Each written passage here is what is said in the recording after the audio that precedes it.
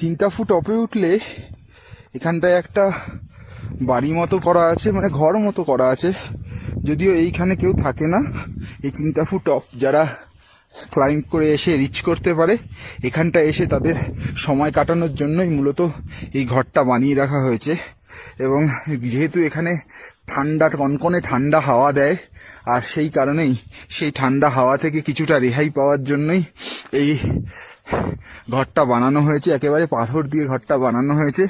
আমরাও এই ঘরে এসে সূর্য ওঠার অপেক্ষা করছি এবং এখানটায় আমাদের এখন আগুন পোয়ানো হচ্ছে। সকলে রয়েছে এখানটায়, সকলে মিলে এখন আগুন পোয়ানোর কাজ চলছে। সকলেই রয়েছে, একটু শরীর খারাপ অনেকের হচ্ছিল, তবে আস্তে আস্তে তারাও ঠিক হয়ে যাচ্ছে। এখন সবাই মিলে বসে আগুন পোয়ানোর পাশাপাশি মূলত যেটা হচ্ছে যে সূর্য ওঠার অপেক্ষা।